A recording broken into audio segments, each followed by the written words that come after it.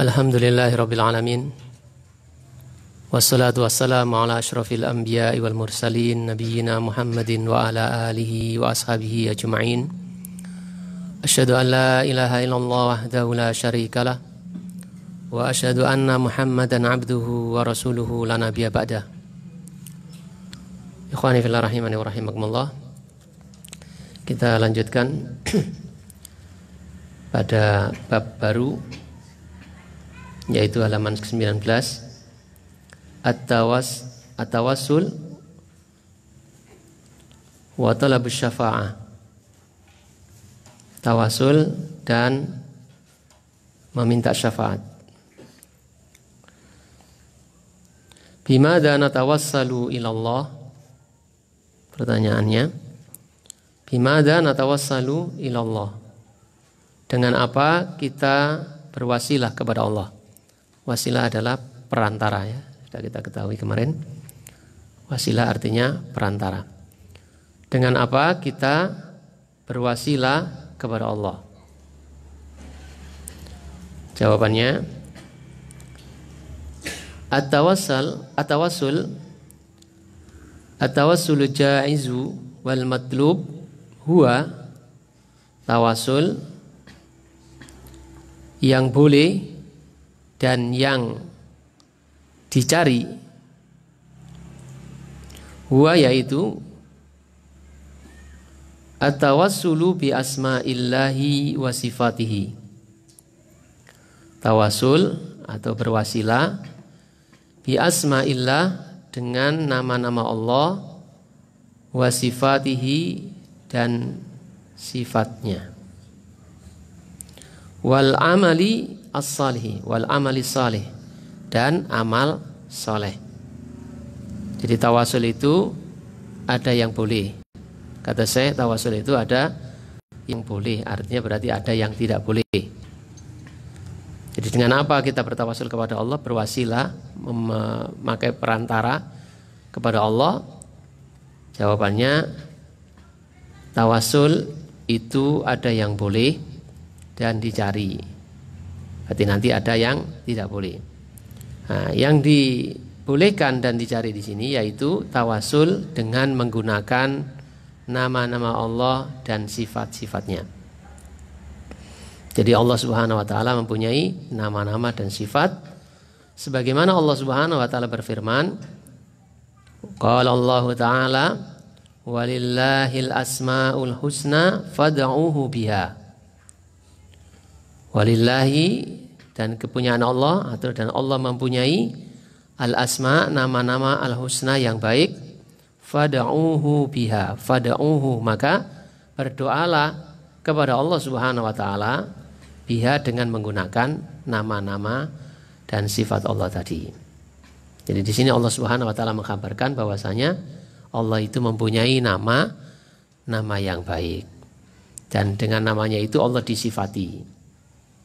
Jadi Allah mempunyai nama Al-Basir, Maha melihat. Allah disifati, Allah Subhanahu wa taala disifati dengan melihat. Jadi bukan sekedar nama, tapi juga sifatnya Allah Subhanahu wa taala. Dan nama dan sifat Allah Subhanahu wa taala ini banyak sekali. Ya, tidak terhitung oleh kita. Adapun yang disebutkan atau yang kita kenal dengan nama Allah ada 99, itu disebutkan dalam hadis Nabi SAW, tapi itu tidak membatasi.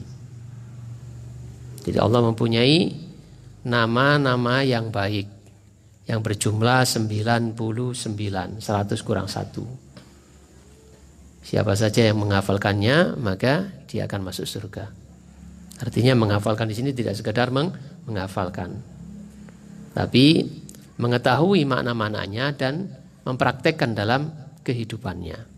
Misalnya dia mengenal nama Allah Al-Basir misalnya tadi, atau As-Sami yang maha mendengar. Tahu ini Allah maha mendengar. Allah punya sifat mendengar, yang pendengarannya tidak terbatas seperti kita, tidak sama dengan pendengaran kita yang terbatas ruang dan waktu. Nah, kemudian terpraktekkan dalam perilaku kita. Kita bertakwa kepada Allah Subhanahu wa taala, berhati-hati dalam mengarungi kehidupan ini karena kita tahu bahwasanya Allah Subhanahu wa taala itu Maha mendengar atau Maha melihat. Sehingga kita tidak berbicara ya dengan perkataan-perkataan yang buruk, tidak mencela, tidak menggunjing, mencaci. Allah Maha mendengar, Maha mengetahui apa yang ada dalam hati kita, sehingga kita tidak sombong dan lain sebagainya. Terpraktekkan dalam gini. Ini insya Allah yang akan membawa kepada surga. Adapun Rasulullah SAW tidak menyebutkan macam-macamnya 99 itu. Ya macam-macamnya 99 tidak disebutkan. Itu jadi ijtihadnya ulama menyebutkan seperti yang dihafalkan itu. Itu pun kadang-kadang ada yang dengan nama-namanya Allah Subhanahu wa taala. Baik yang disebutkan Allah dalam Al-Qur'an, dalam kitabnya, diajarkan kepada nabinya, atau yang menjadi rahasia Allah Subhanahu wa taala. Begitu perkataan Rasulullah SAW ketika beliau berdoa. Dengan seluruh namamu yang engkau sebutkan dalam kitabmu, kau ajarkan kepada utusan-utusanmu, ataupun yang engkau sembunyikan hanya engkau sendiri yang tahu. Allah mempunyai nama-nama, ketika kembali ke sini, Allah mempunyai nama-nama yang baik. Yang kemudian Allah katakan fad'uhu biha, maka berdoalah, mintalah kepadanya, kepada Allah Subhanahu wa taala, dia dengan menggunakan namanya yang baik, yang indah itu. Seperti yang dicontohkan oleh Rasulullah SAW. Ya Hayyu ya Qayyumu birahmatika astaghits. Ya, aslih li sya'ni kullahu wa la takilni ila nafsi tarfata'in.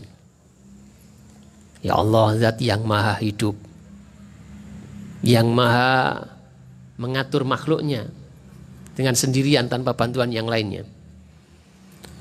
Birahmatika, dengan rahmatmu, astaghits, aku memohon pertolongan.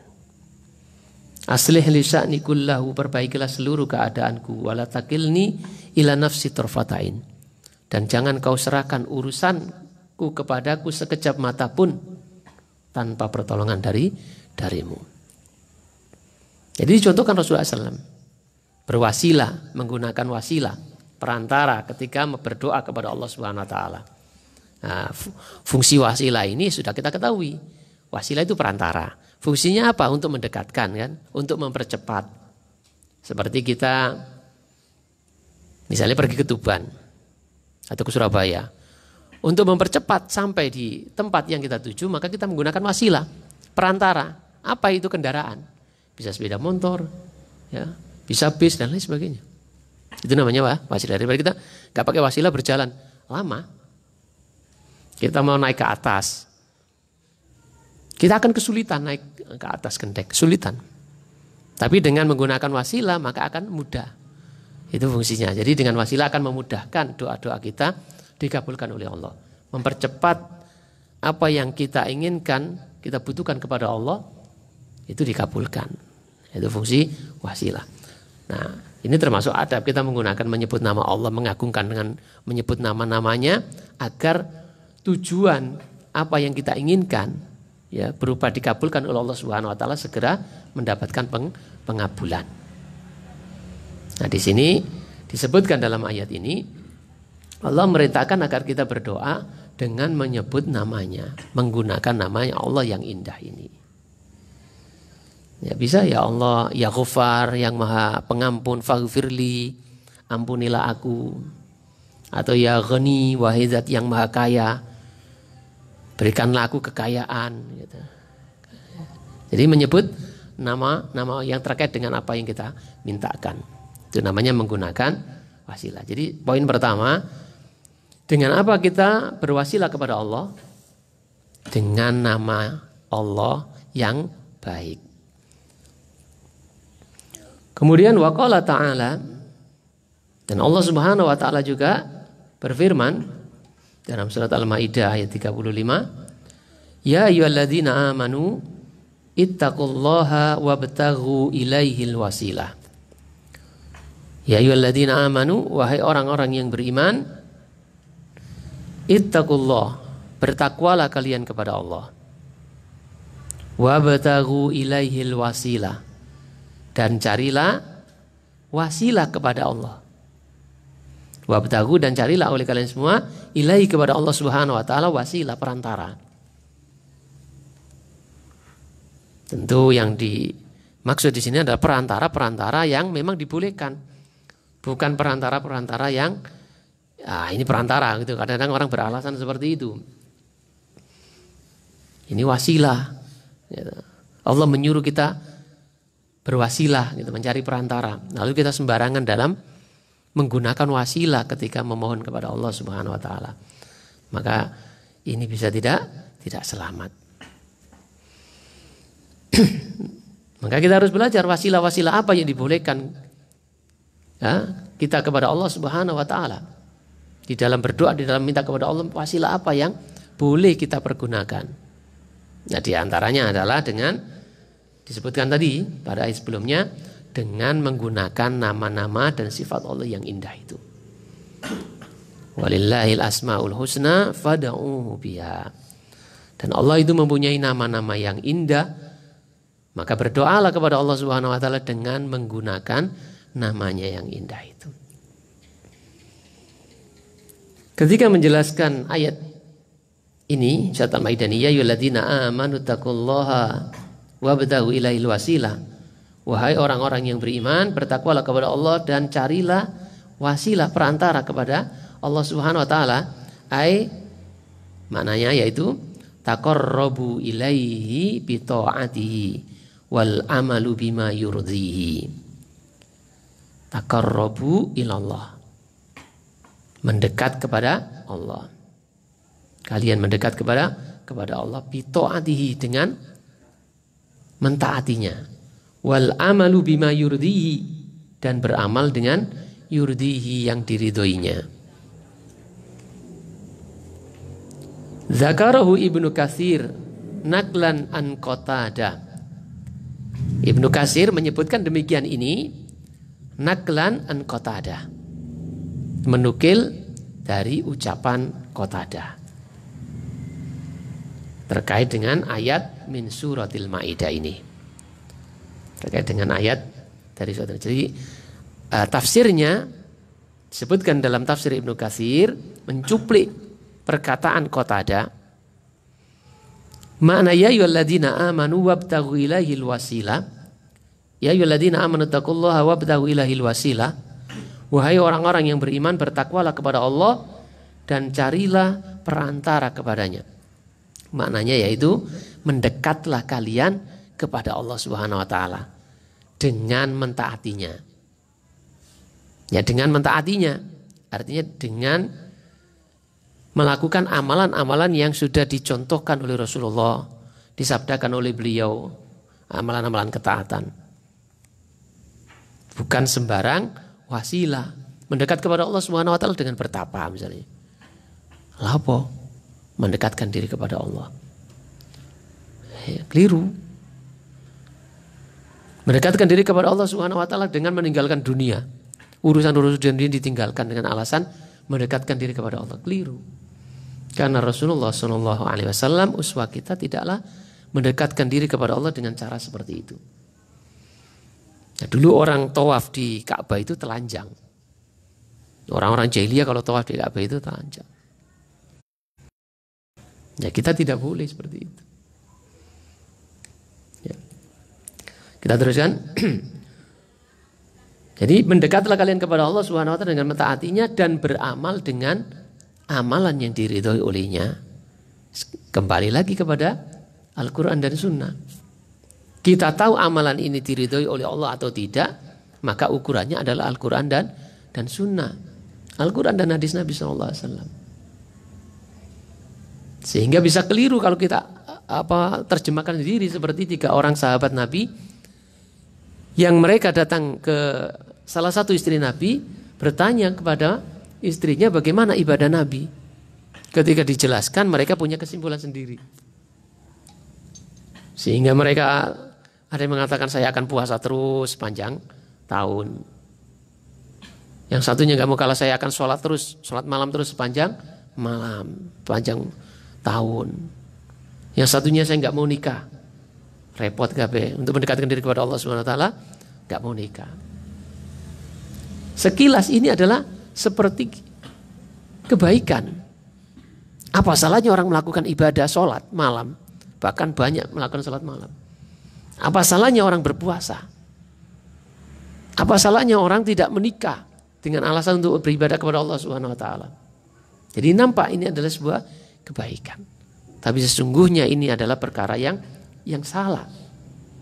Oleh karena itu ketika dilaporkan kepada Rasulullah SAW, beliau mengatakan, bertanya kepada mereka, kalian yang telah mengatakan begini dan begitu,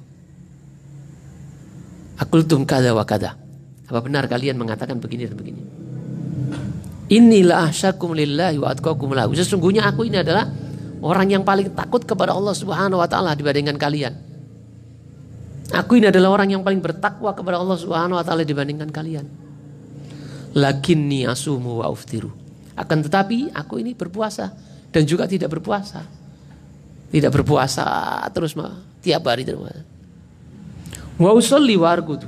Demikian pula aku ini juga sholat malam dan juga tidur.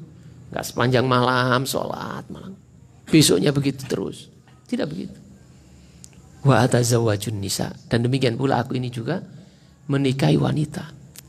Dan kita tahu kan istrinya Nabi bukan satu bahkan.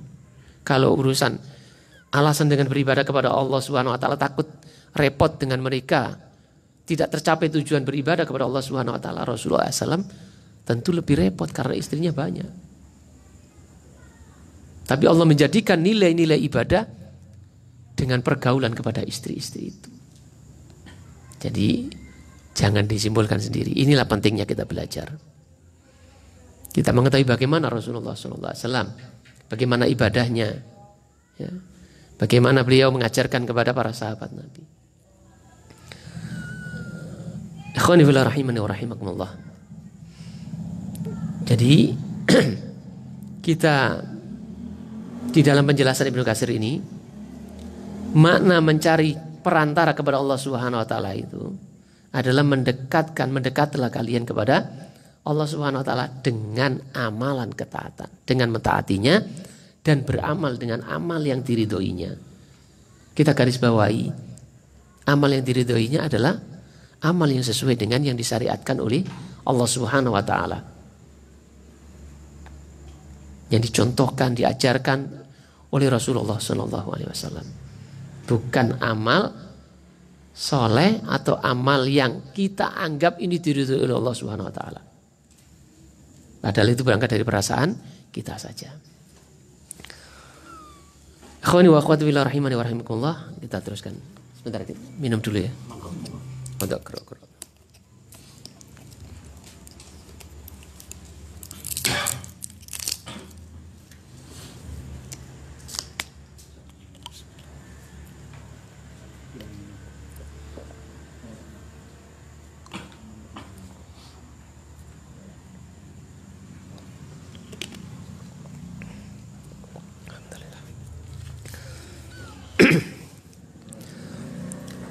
Wa qala sallallahu alaihi wasallam, lanjutannya.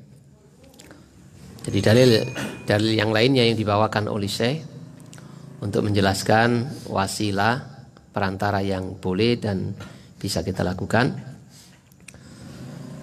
Sabda Rasulullah sallallahu alaihi wasallam, as'aluka bikulli ismin huwalak.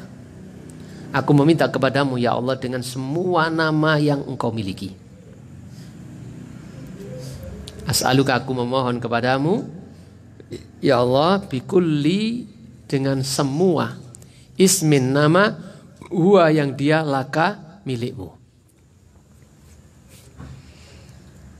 Ini juga menunjukkan bahwasanya nama Allah itu sangat banyak sekali, apalagi sifatnya.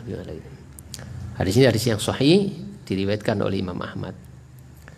Wa qauluhu sallallahu alaihi wasallam, dan sabda beliau sallallahu alaihi wasallam, li sahibi, kepada sahabat, alladzi sa'alahu, yang sahabat ini sa'alahu, meminta kepada beliau, berdoa kepada Allah Subhanahu wa taala, murafaqatahul jannah, agar dia bisa menemani Rasulullah SAW di surga kelak.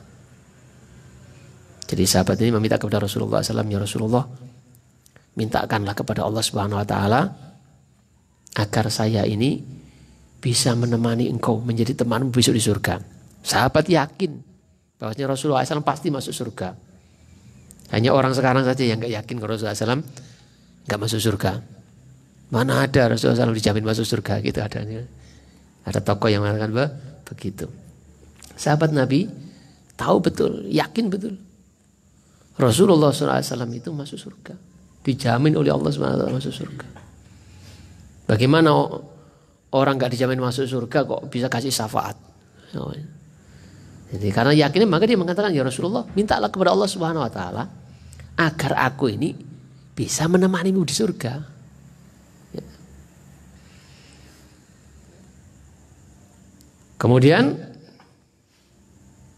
Rasulullah SAW bersabda kepada sahabat itu, "A'inni ala nafsika bi kasrati sujud." Kalau begitu, a'inni, tolonglah aku, ala nafsika, atas dirimu, bi kasrati sujud. Bi kasrati dengan memperbanyak as-sujud, sujud.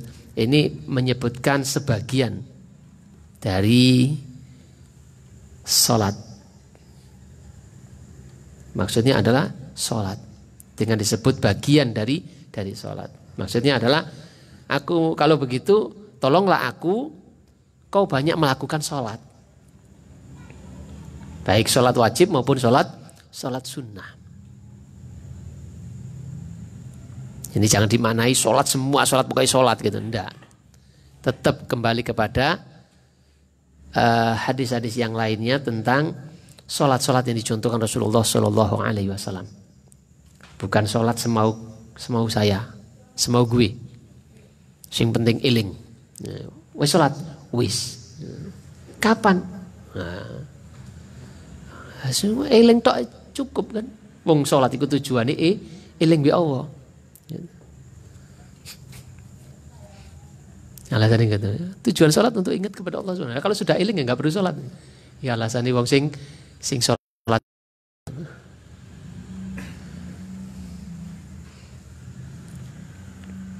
Jadi melakukan sholat, Rasulullah SAW sholat, mencontohkan sholat apa saja, itu kita lakukan. Baik yang sholat wajib maupun sholat sunnah. Atau diperintahkan Rasulullah SAW, takrir Nabi SAW tentang sholat. Karena ini masalah ibadah itu sifatnya tauqifi. Tidak bisa sembarangan kita lakukan. Harus merujuk kepada petunjuk dari Rasulullah SAW. Jadi ibadah itu masalah tauqifiyah. Harus ada contohnya, harus ada rujukannya dari Nabi SAW. Kalau tidak, maka kita terancam dengan sabda beliau, man amila amalan laisa alaihi amruna fahuwa raddun. Barang siapa yang melakukan suatu amalan yang tidak ada perintah dariku, dari kami, Allah dan fahuwa raddun, maka amalan itu tertolak. Makanya kita belajar biar tahu. Apa yang tidak kita ketahui nggak usah dilakukan. Daripada nanti salah. Apa yang sudah kita ketahui kita usahakan untuk mengamalkannya. Jadi di antara amalan-amalan yang bisa memasukkan ke dalam surga adalah sholat. Maknanya adalah, makna hadis tadi, yaitu as-sholatu. Sujud itu maknanya adalah sholat. Jadi disebutkan sebagian dari anggota sholat, gitu. Praktek sholat. Ada berdiri, ada ruku, ada sujud, disebut sujud. Maksudnya sholat. Karena inti dari sholat itu sesungguhnya adalah pada sujud. Di mana itu adalah posisi yang paling dekat kepada Allah Subhanahu Wa Taala. Yang kita disunahkan untuk berdoa di sana. Posisi itu berdoa. Karena saat itulah posisi yang paling rendah dari kita. Ya, kepala kita ini yang kita banggakan, yang dijawil muring-muring gitu kan. Ketika sujud ada di bawah pantatnya teman kita, di depan kita. Gitu. Direndahkan, posisi yang paling rendah.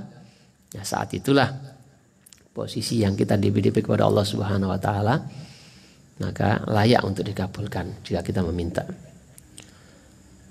Wahiyya minal amali as-salih. Dan sholat itu termasuk dari amal soleh. Makanya boleh kita bertawasul selain dengan nama Allah Subhanahu wa Ta'ala, juga dengan amal soleh yang kita lakukan. Ya, kita sholat. Kenapa kok sholat? Ya pengen dapat surga. Ya pengen dapat surga. Karena Rasulullah SAW menyebutkan begitu. Kalau kamu pengen bisa menemani aku di surga, perbanyaklah sholat. Oh, nanti sholatnya gak ikhlas. Ikhlas kepada Allah Subhanahu wa Ta'ala. Ya, karena yang diminta adalah Allah Subhanahu wa Ta'ala. Yang ditaati adalah Allah. Kecuali kalau surganya minta ke manusia, ya gak ikhlas kepada Allah, ikhlas kepada manusia. Dan kita teruskan, wa yajuzu tawassulu bihubbina wa hubbillahi lirrasuli wal auliya.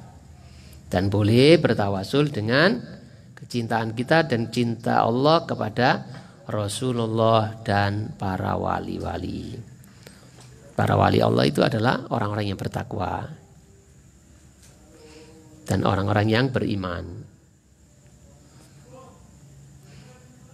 Bukan wali murid, wali kelas, ya. Tapi wali Allah di sini adalah orang-orang yang bertakwa dan orang-orang yang beriman. Sebagaimana disebutkan dalam Al-Quran. Sesungguhnya wali-wali Allah itu adalah orang yang beriman dan orang yang bertakwa. Jadi bukan wali kelas, bukan wali murid, bukan wali nikah, bukan orang yang namanya wali. Atau orang katakan ini wali. Ya. Tapi semua orang yang beriman dan bertakwa itu adalah wali Allah. Semakin tinggi iman dan takwanya kepada Allah, maka semakin tinggi kedudukan kewaliannya. Jadi boleh bertawasul yang selanjutnya adalah dengan kecintaan kita, kecintaan Allah Subhanahu wa Ta'ala kepada Rasulullah dan juga para walinya. Kakisati ashabil ghari alladzi tawassalu bi a'malihim salih. Kakisati seperti kisah ashabil ghar, penghuni gua. Gua apa? Enggak ada namanya. Bukan Al-Kahfi ini. Bukan gua Ashabul Kahfi ini. Seperti kisahnya penghuni gua alladzi tawassalu bi a'malihimus salihah. Yang mana mereka bertawassul dengan amal-amal soleh mereka. Fafarrajallahu alaihim. Fafarrajallahu anhum. Lalu Allah Subhanahu wa Ta'ala selamatkan mereka dari terkurung mereka dalam gua. Jadi ceritanya Rasulullah SAW sebutkan ada 3 orang yang sedang bepergian, yang kemudian kemalaman masuk ke dalam gua. Ketiganya masuk ke dalam gua, maka gelindinglah batu besar menutup pintu gua. Ini disebutkan juga di sini di Riyadhus Shalihin.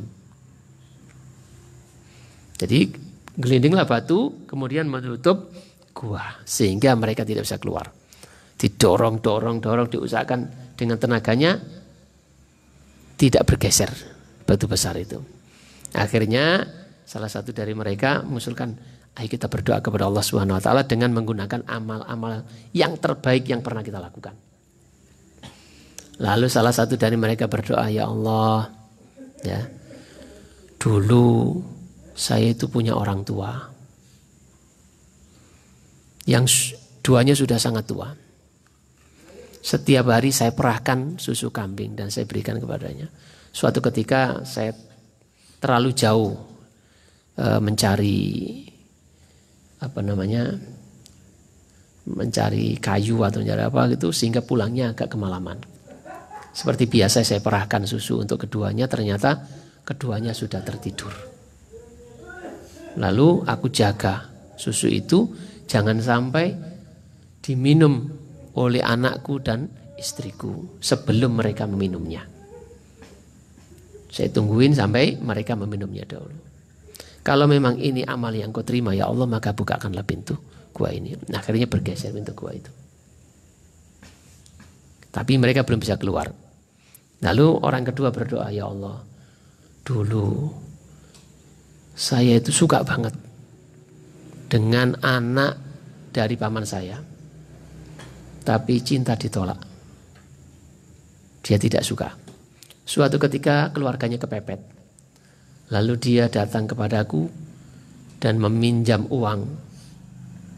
Aku berikan pinjaman dengan syarat dia mau tidur bersamaku. Akhirnya ketika sudah dalam kondisi berduaan, tidak ada siapa-siapa, ketika saya mau menggaulinya, dia katakan, ya Abdullah ittaqillah, wahai hamba Allah, bertakwalah kepada Allah. Seketika aku ingat kepadamu, kemudian aku ikhlaskan uang itu dibawa kepadanya dan saya suruh pergi dengan membawa uang itu. Kalau memang ini amal soleh yang kau terima ya Allah, maka bukakanlah pintu gua ini. Akhirnya pintu gua itu terbuka, bergeser. Tapi belum bisa keluar. Kemudian orang yang ketiga berdoa, ya Allah, saya dulu punya usaha dan punya karyawan. Ketika waktu gajian ada satu karyawan saya yang tidak hadir. Akhirnya gajinya itu saya rupakan dengan seekor kambing sampai beranak pinak. Setelah sekian lama dia datang meminta haknya. Wah Abdullah, mana dulu gajiku yang belum saya terima? Saya katakan kepadanya, itu kambing-kambing itu adalah gajimu, ambillah semuanya. Wahai Abdullah, kau jangan mencandaiku. Tidak, itu adalah milikmu. Akhirnya dibawa semua kambing-kambing itu dan tidak disisakan satupun. Kalau memang ini amal yang kau terima ya Allah, kau ridhoi dan kau terima, maka bukakanlah pintu gua ini. Akhirnya terbuka dan mereka bisa keluar.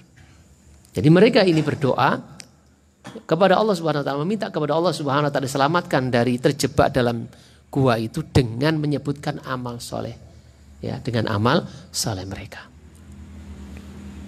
Artinya apa? Artinya tawasul dengan menggunakan menyebut amal-amal solehnya itu dibolehkan, ya, itu dibolehkan.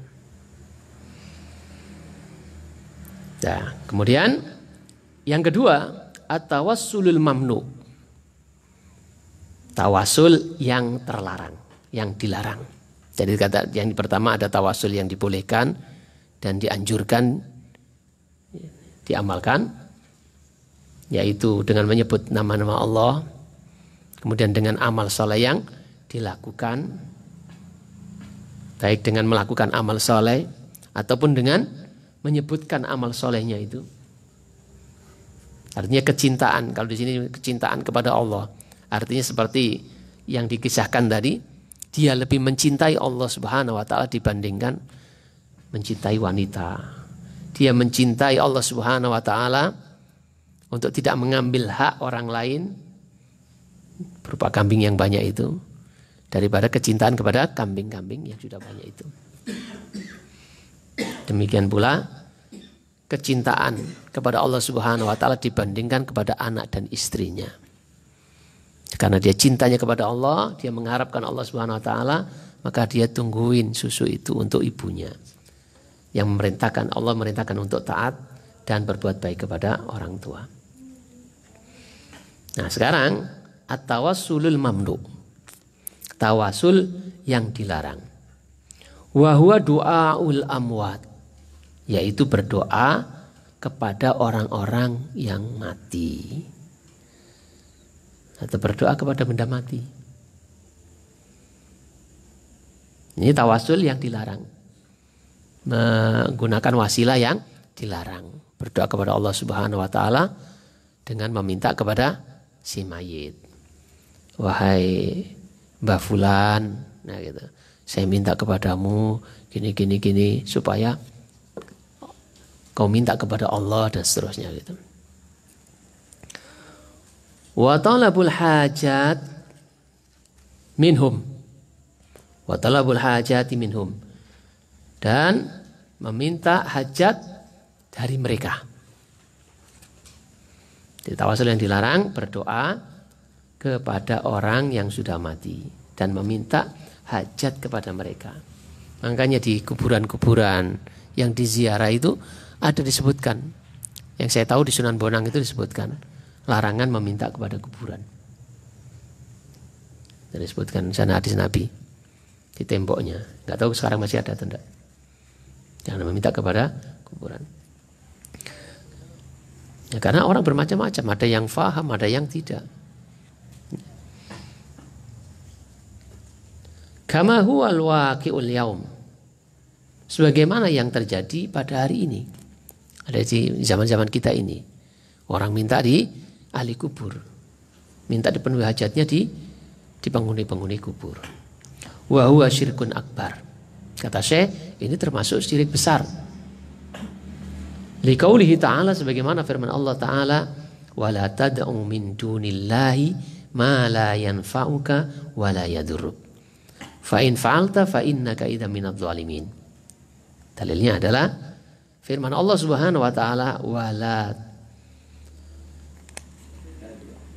wala tad'u, dan janganlah kamu meminta atau berdoa memohon kepada min dunillahi, pada selain Allah, ma la yanfa'uka, apa yang tidak bisa memberikan manfaat kepadamu. Wala, dan tidak bisa pula yadzuruka, memberikan madzorot, kemudorotan kepadamu. Ya, seperti benda-benda mati. Orang yang mati seperti benda-benda mati. Dalam masalah ini tidak bisa memberikan manfaat dan juga tidak bisa memberikan madzorot. Yang salah adalah keyakinan kita. Sesungguhnya orang yang sudah meninggal dan juga benda-benda mati, mereka semua itu tidak bisa memberikan manfaat dan madorot.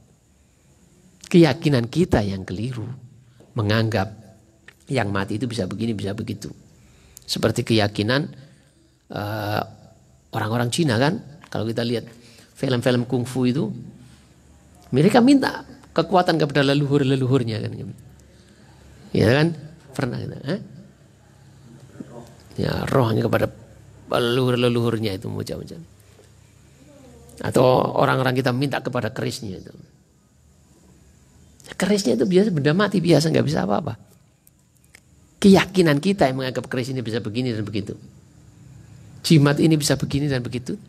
Padahal wujudnya hanya buntelan-buntelan saja. Seperti kemarin yang kita buka itu. Nggak ada manfaat dan mudaratnya apa-apa. Ya toh? Kita sobek-sobek, kita bakar juga sampai sekarang nggak ada masalah dengan kita yang melakukannya. Keyakinan kita yang menganggap ini bertuhan dan sebagainya, maka ketika kita melakukan ini seperti kemarin, dredeg, takut, itu adalah keyakinan kita yang keliru. Wah, aku nak ini. Di gua nak ini cimati nak gitu. Itu keyakinan kita. Nah, kalau keyakinan kita, tauhid kita tidak betul-betul kuat, maka kita akan selalu gelisah, akan resah dan gelisah. Hidup ini tidak akan tenang. Mau apa-apa gitu, takut begini dan begitu, akhirnya dihitung dulu, cocok orang nogo dino niki, gitu kan? Itu keyakinan yang bikin was-was aja. Dihitung, sandang pangan, loro pati bae, gedong loro pati. Nah, dihitung ternyata wetone pengantin lanang dan pengantin wedok ketemu nih 5 atau selawi pati. Saulan mbak ini mati temen. Waduh nih diterus no. Orang mbak ini mertua ini mati. Akhirnya takut.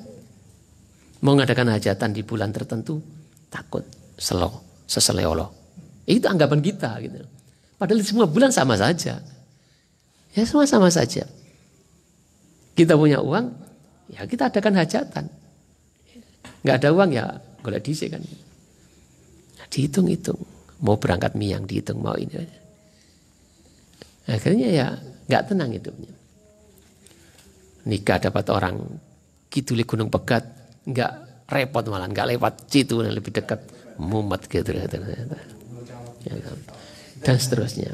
Dari sini kita bersyukur kepada Allah Subhanahu wa taala, belajar akidah. Akidah kita di atas Al-Qur'an dan Sunnah. Apa yang tidak dalam Al-Qur'an dan Sunnah ya sudah kita tidak imani. Ya.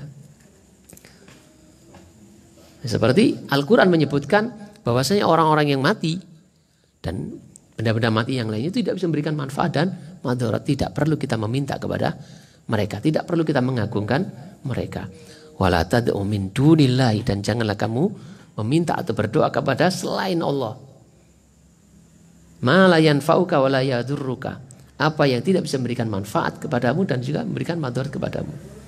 Fa in fa'alta fa innaka idza minadh dhalimin. Maka jika kamu lakukan yang demikian itu, fa innaka, maka sesungguhnya kamu idzan, kalau begitu, minadh dhalimin, termasuk orang-orang yang zalim. Ai minal musyrikin, termasuk orang yang menyekutukan Allah Subhanahu wa taala. Di dalam ayat yang disebutkan mereka itu mati, tidak hidup. Tapi ini secara umum tidak boleh. Tapi kalau itu bisa memberikan manfaat dalam perkara-perkara yang baik, ya, dalam urusan yang bukan termasuk rububiyah Allah Subhanahu wa taala, maka tidak mengapa dan diperintahkan. Seperti kita disuruh tolong-menolong dalam kebaikan. Ta'awanu bil wa ta'awanu 'alal birri wat taqwa wa la ta'awanu 'alal ismi wal udwan. Tolong menolonglah kalian dalam kebaikan, wat taqwa, dan takwa. Dan jangan tolong-menolong dalam dosa dan permusuhan. Dilarang oleh Allah Subhanahu wa taala. Diperintahkan tolong-menolong dalam kebaikan. Ya, kita butuh baju, maka kita minta tolong kepada istrinya Pak Bari untuk menjahitkan. Nah, minta tolong, nggak apa-apa. Dia bisa memberikan manfaat dari itu. Tapi kalau sampean minta jahitkan baju ke kuburan, ya nggak bisa. Mbah, dulunya mantan penjahit misalnya, penjahit terkenal. Mbah, ini saya mau nyalon ini. Tolong saya berikan jahitnya pakai baju yang bagus, yang pantas, yang bisa menarik. Nggak apa-apa ya. Tak pendem dong di kuburan ini jenengan di sini. Besok saya ambil lagi. Gak bisa. Mereka tidak bisa apa-apa. Wong ke kuburan aja mereka gak bisa nolak. Tahu ngerti? Wong mayit di depan kuburan berontak. Ojo. Dewian gak gini. Gak ada begitu.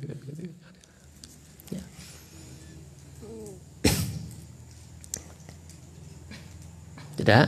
Jadi itu tidak boleh. Yang terlarang adalah meminta bertawasul menggunakan wasilah orang-orang yang sudah meninggal dunia atau benda mati, seperti yang banyak terjadi sekarang ini. Allah yang melarangnya.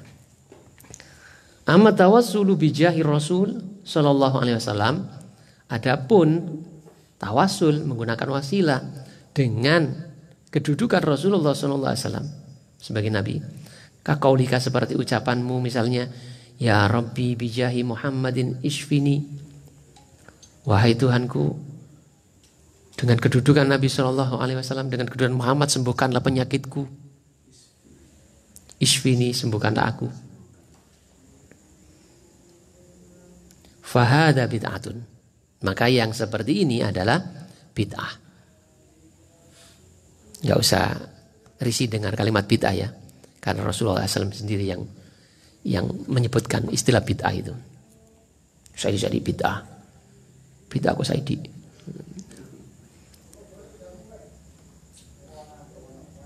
Fahad bid'atun, maka yang demikian ini adalah mengada-adakan sesuatu yang tidak dicontohkan oleh Rasulullah SAW.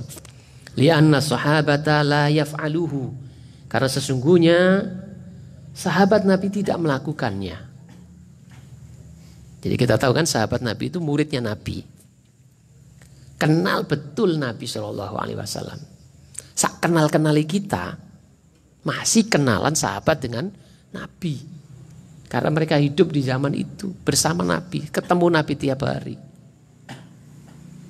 Tapi mereka tidak melakukan yang demikian itu.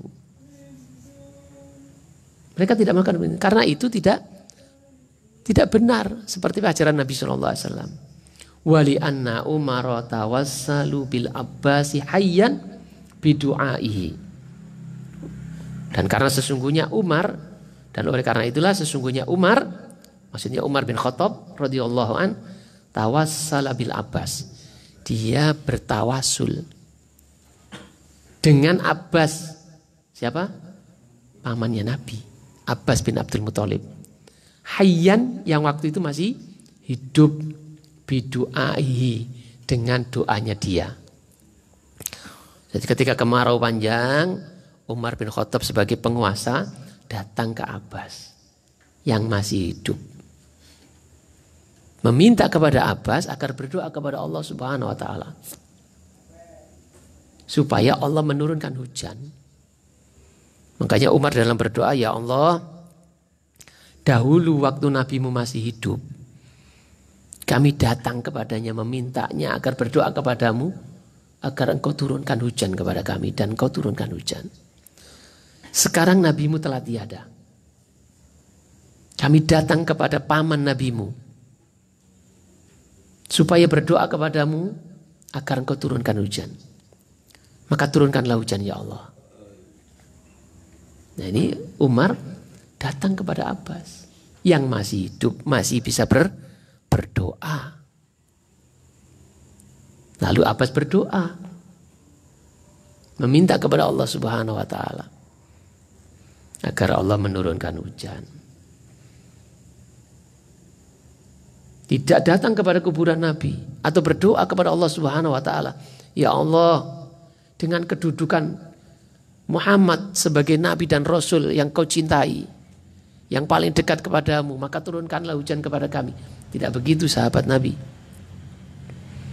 Tapi Umar dan sahabat datang kepada Abbas yang masih bisa berdoa.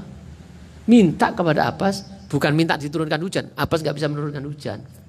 Minta Abbas berdoa kepada Allah Subhanahu wa taala, nyuwun dipun paringi Jawa. Dipun turunaken Jawa. Ini yang benar. Kalau ada yang berdoa dengan menggunakan kedudukan Nabi, dengan menyebutkan kedudukan Nabi seperti tadi itu, dengan kedudukan Nabimu, ya Allah, sembuhkanlah aku atau turunkanlah hujan, maka ini perkara yang tidak pernah ada di zaman sahabat.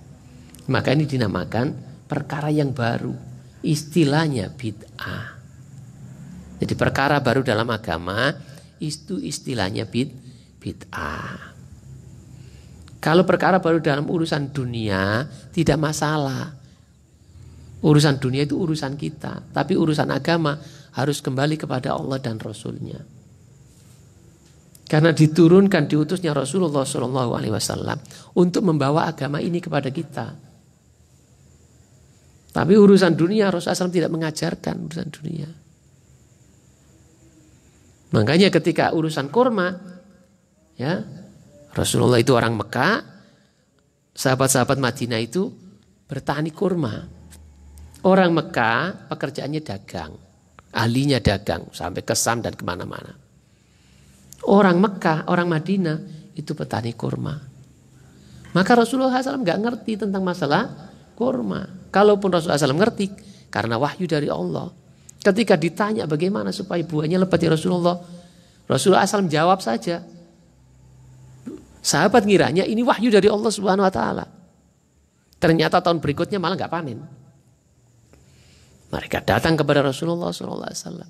Gimana kok saya turuti apa yang kau katakan Rasulullah SAW, kok malah nggak panen begini? Kata Rasulullah, antum a'lamu bi umuri dunyakum. Kalian lebih mengetahui urusan dunia kalian daripada aku. Jadi ini urusan miyang, mancing, takok Mas Kunto. Rajungan ya takok Mas Alek, urusan rajungan. Ahlinya. Tapi urusan agama kembali kepada Allah dan Rasulnya. Makanya kalau ada perbedaan dalam agama, supaya kembali kepada Allah dan Rasulnya, kepada Al-Quran dan Sunnah. Fa in tanaza'tum fi syai'in farudduhu ila Allahi wa Rasul. Allah katakan dalam Al-Quran, jika kalian berselisih tentang masalah sesuatu, tentang suatu masalah dalam agama ini, farudduhu ila Allahi wa Rasul. Maka kembalikanlah kepada Allah dan Rasulnya. Gimana Al-Qurannya, gimana hadisnya, gimana pemahaman para sahabat Nabi, bukan pemahaman masing-masing. Itu insya Allah yang selamat. Sahabat Nabi tidak memahami bahwasanya dibolehkan untuk bertawasul kepada Allah Subhanahu wa taala dengan menggunakan atau menyebut kedudukan Nabi Muhammad SAW. Tidak memahami seperti itu. Maka kita pun mengikuti pemahaman mereka. Kalau mau minta doa mungkin supaya tambah mantep, minta doa kepada teman-teman atau orang yang dianggap soleh. Tolong dongakno ya. Bojoku arep ngelairno, ben diwenehi kelancaran misalnya gitu kan. Tolong dongakno, Pak. Mas, ben jodohku diparekno ya Allah. Nah, gitu. Yo gak donga tok ya sampean golekno barang gitu. Gitu. Tolong menolong dalam kebaikan. Seperti itu. Ya. Sudah kita teruskan.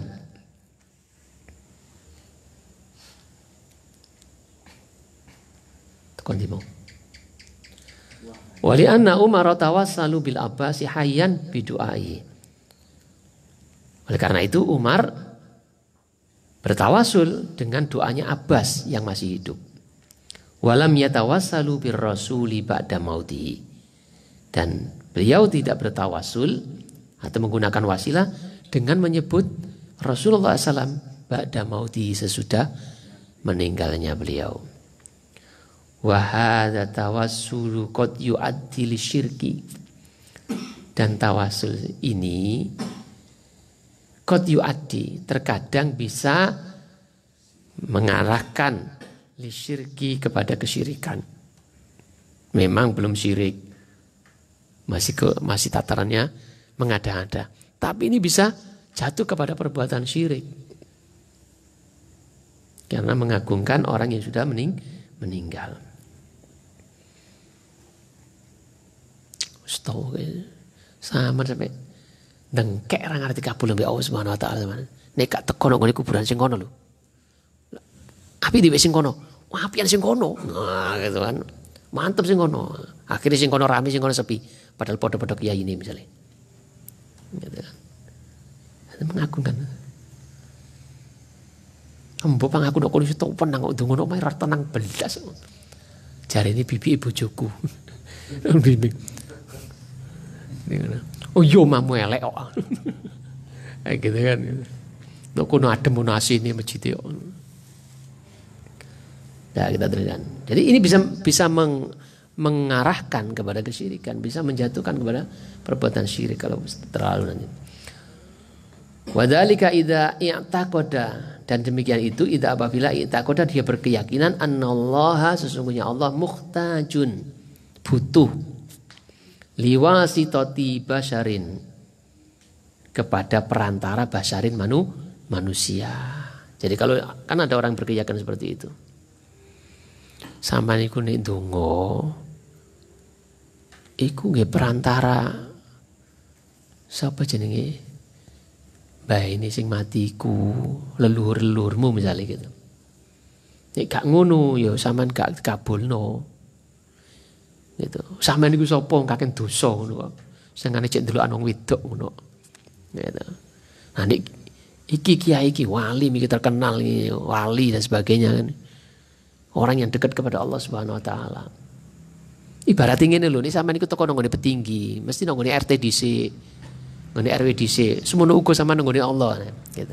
Jadi meyakini bahwasanya Allah itu butuh kepada makhluk. Makanya contohnya kal amiri wal hakim, seperti juga amir penguasa wal hakim dan hakim. Orang nggak bisa ujuk-ujuk datang kepada penguasa, pasti lewat ajudan-ajudannya atau bawahannya. Demikian pada hakim, ada protokolnya yang harus dilalui. Jadi ini namanya menyamakan Allah dengan makhluk. Li'annahu syabahal khaliqu bil makhluk, karena sesungguhnya demikian ini syabah menyerupakan, ya menyerupakan al khaliq pencipta itu Allah Subhanahu wa taala bil makhluk dengan makhluk. Dan itu tidak boleh.